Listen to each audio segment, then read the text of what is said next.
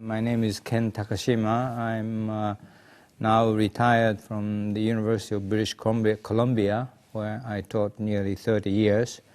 While I was there, I took a leave about 7 years. I was at Tokyo University, Institute of Oriental Culture, where I was engaged in research on oracle bone inscription. That is actually, I met you when you were studying with Hayashi Minao at Kyoto University. Anyway, here I am, invited by the consortium to do specifically research on the language of Shan divination. It's scapulomancy is what they did, and because I really do not know anything about anthropological or other philosophical matter, I deal basically with linguistic and philological issue, and so here I am doing the language of divination in Shan oracle bone inscriptions. Thank you. Michael, would you like to be next? Well, thank you so much. My name is Michael Pewitt, and I teach at Harvard and work mainly on early Chinese history and anthropology. And here at the consortium, I've mainly been working with Christoph Harbsmeyer on doing a conceptual history of the classical period, dealing with, in terms of the Western concepts, fate, freedom, and prognostication. So how did these concepts play out in classical China? What were the concepts at play? None of these three terms translate properly or directly into classical Chinese. So what were the tensions involved in classical China? How were what we call the tensions between them playing out in that period? And then historically, what are the implications of the way those tensions were playing out? Thank you. And I am Lothar von Falkenhausen. I teach at UCLA in beautiful Southern California. And my field is Chinese archaeology. I also am very interested in the Shang and Zhou period, which are at the center of the concerns of these two very distinguished colleagues. But I approach them from the perspective of material culture. And so I have a lot to learn from anybody who can tell me what the texts mean from those periods.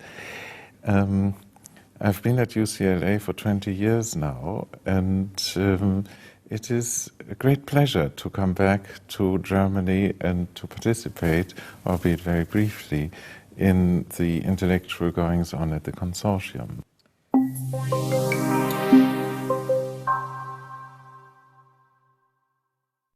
I think our topic today will be to explore a little bit where our research sort of intersects, and where the work that you are doing about the language and you are doing about the concepts and the work that I'm trying to do about material culture can jointly contribute to a better understanding of, well, what exactly? What are we trying to do? Would you like to articulate that, perhaps, everybody, for a little moment? What I'm interested is through studying the language, basically it's the work of decipherment of the Shan oracle bone inscriptions dating to the 13th century BC to 11th century BC for about 180 years. Language, of course, changed, but it's a rather short span of time, and then through studying the language I would like to understand how, what those diviners, kings, and other officials in the royal court, and also the powerful families which had their own divination bureaus, think they were doing by conducting scapulomancy, and then of course by doing scapulomancy they involved a language. They uttered divination sentences put to the spirit to find out the approval or disapproval of what they propose to do, or the predictions, even including the weather forecast, for example. That's a very simple matter, ranging from that sort of simple matter in life to more complicated strategic things such as warfare or some political decisions and things of that nature. So this is what I'm basically interested to do. And then Lothar just mentioned that he is in material culture. I'm becoming more and more, as a paleographer, interested in bridging as much as possible through language and also the material culture, which is a very, very important part. And recently, for example, I will be talking about the so-called certain ornaments that they use. This is archaeologically discovered, and then I try to connect these archaeologically discovered artifacts, the relationship between that, how they were involved, in what way they were involved in language. And so there is a little bit of a contact with what the archaeologists do. But in short, what I try to do is to what these people in ancient time think they were doing through divination texts. And this is my major interest. Great, well, thank you so much. And actually what I work on is actually quite comparable, and I'm doing a lot of work with Christoph Harbsmeyer, as I mentioned, who is trying to do a full conceptual history of notions from early China dealing with concepts of what we would call fate, prognostication, etc. And let me just begin with a very concrete example of the way these concepts played out in early China.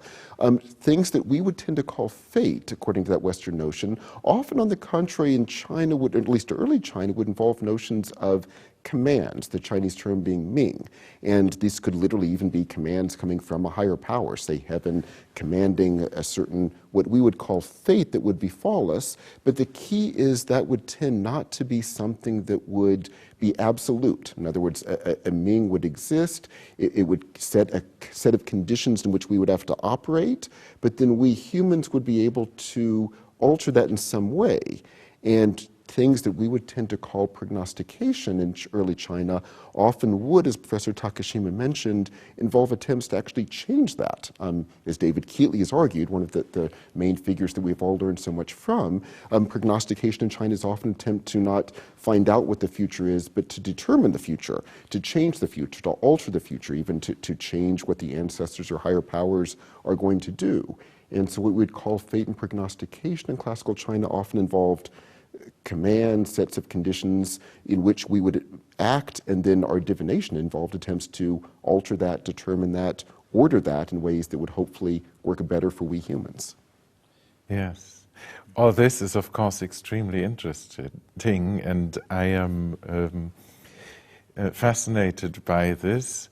I also read texts a great deal, probably too much for my own good, but I do bring to the table a certain amount of skepticism vis-à-vis the texts, because it cannot escape one's notice that the ancient Chinese texts, especially during the time of the oracle-bound inscriptions in the Shang dynasty, address only a very small spectrum of what I might call the cultural reality of the people at the time.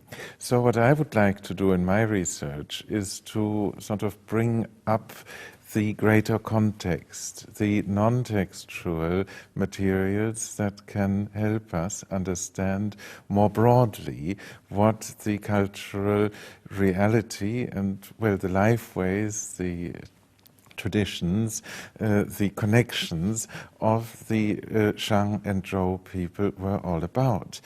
This is, of course, methodologically sometimes a very difficult thing to do if one is, as all of us inevitably are to some extent, prejudiced by the understanding that comes out of the textual records. So in my research, I often force myself to ignore what we actually already know and try to establish it again from the purely material perspective and see where we get, and where we might not be able to even establish something different, or at least a different nuance, a different perspective on this cultural reality that sometimes makes us understand how the perspective of those people who compose the texts are biased.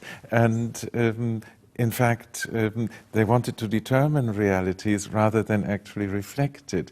That sometimes becomes apparent when you compare these written records with what you can see from the archaeological remains was actually going on. Archaeology, of course, has a number of advantages. It has disadvantages too, one of them being that the database is inevitably incomplete and fragmentary, but that's probably true for anything when it concerns these very early periods. But the advantage is that the data get classified and get presented in a more or less scientific way, which then allow cross-cultural comparison. Now, texts, of course, and this is something we really all need to talk about, texts are probably as culturally specific as anything in a culture can be. And so what archaeology can do when putting these texts into perspective is to perhaps establish a bridge between the very specific nature of, in this case, early China, and other cultures around the world. Now, of course, Michael, you are also a trained anthropologist, so this is not inherently alien to you. Could you perhaps say a little bit about your anthropological training and perspectives and how that feeds into your current research concerns? Very much so. I am indeed trained as an anthropologist, and therefore very much agree with you that there's an incredible danger when we're looking at the early period, but classical China included, that if we're simply looking at the texts, we'll tend to assume or tend to want to claim that these texts represent some common way of thinking in China. On the contrary, as you said, texts are almost always going to be arguments, claims made by specific people in a specific context, and to properly understand them, the key has to be to contextualize them and say, yes, but who is saying this? Why are they saying this? What was the intended audience? And since we have such a limited textual corpus, can we work out who that audience would have been and what the context could have actually entailed? And indeed, to do that, the only way to do it properly is to actually include material culture as well. And here, let me strongly agree with you. I think in general, this is one of our weaknesses as scholars. I think in general, we are poorly trained to look at the material evidence. It's one of the great things about your work is that you are so good at teaching the field that the material evidence is so crucial. And here, let me put in a plug for one of my colleagues, Shigehisa Kuriyama, is pushing this very strongly. Fellow student at Harvard. Indeed, yes. Indeed. Yes. And what about it? so he returned to Harvard recently to teach with us. And one of his arguments that he was making to all of us, myself very much included, is, well, yes, all of you make these claims. And as he said to me, well, Michael, you say this very strongly, how we need to look at material evidence. But in fact, sure, in classes you may show a few slides here and there. But to really train students to actually read images, you have to go far beyond this. And the latest strategy he's developed is he actually requires students not simply to write papers, which they of course have to do too, but actually make movies. Yes. And the goal of this is to make a movie, say even a 3 to 4 minute movie, sounds very short, but of course it's all images. Yes. And you actually have to choose the images, have a narration that explains the images, have an image that the audience is watching for a lengthy period of time. And if a student can do this, make a 4-minute movie, it forces the student to really be able to read images.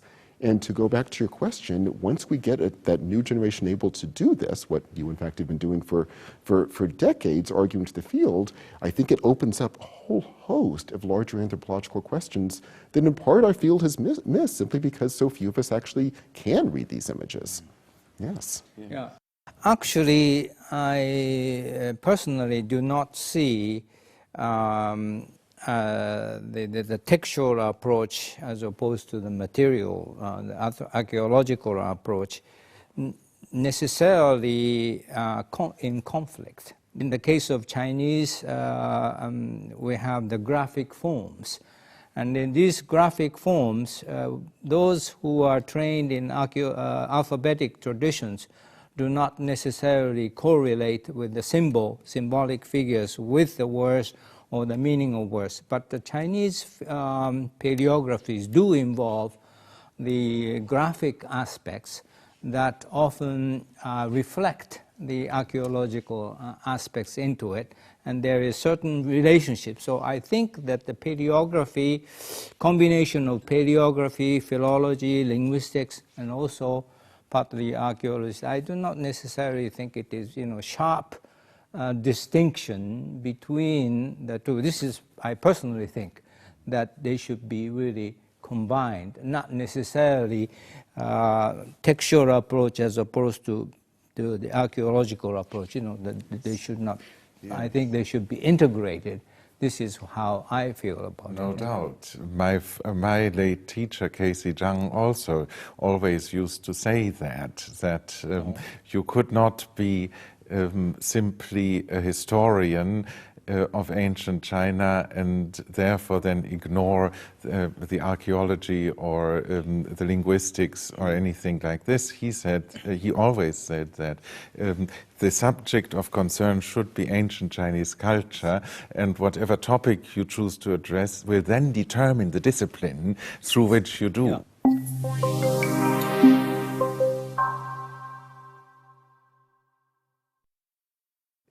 Could you tell us a little bit about oracle-bound inscriptions and what they are? Indeed. So the oracle-bound inscriptions are actually our first written evidence from early China, and they actually are divination materials, so perfectly of issues of concern here at the consortium. And they date very roughly from something like 1250 BCE to very roughly 1050 BCE, so roughly 150, 160, 170, 180 years, something like that. And what they are actual inscriptions written to the ancestors of the Shang royal family. So the Shang were the royal family at the time, and these are divinations written to their ancestors, either prognosticating what would happen in the future, or according to other interpretations, such as those given by people like David Keatley, actually trying to determine the future. So would it rain tomorrow, would it not rain tomorrow? But under that interpretation, trying to say we want it to rain tomorrow and convincing the ancestors to actually make such a thing happen. And our goal as a scholar should be to work out that context rather than simply read a text as being somehow immediately telling of a larger assumption. And I think you're exactly right. I think one of the places the field needs to go is far more toward, well, to use your term, an anthropological perspective of really trying to work out these larger contexts. Yeah. Yes. Text and context. This is exactly the issue. And for example, if we talk about classical Chinese texts, the Lunyu, for example, or Menzi, or any Chinese received classical Chinese text, we are consciously aware of what sort of audience that these texts were meant to address. In the case of oracle-bound inscriptions, it is indeed a mystery. We really do not know what the audience was. I personally think, I'm not sure about this, but this is the audience is among themselves. That it is the diviner made a divination, the scribe wrote it down, and there were a lot of theories about this. For example, they tried to communicate with the gods or the spirits, and this is the audience.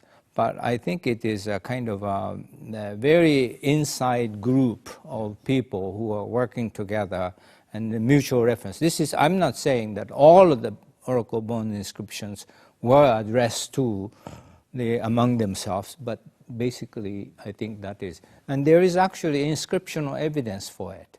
And say that, of course, this so-called historical dynamism in early Chinese civilization is nevertheless determined by religion. That it has a religious impulse behind it. Mm-hmm.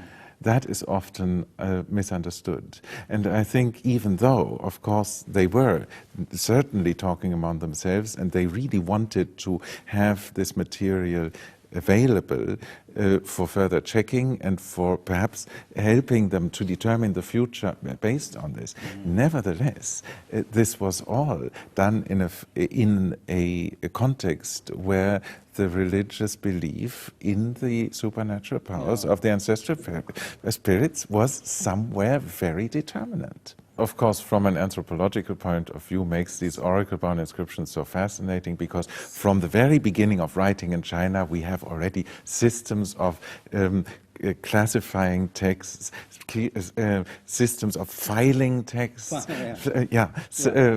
putting written notices into a special order and making them making it possible for people to check them again. That's right. That is a basic historic momentum that marks Chinese thought in a very early period as intrinsically determined by historical concerns.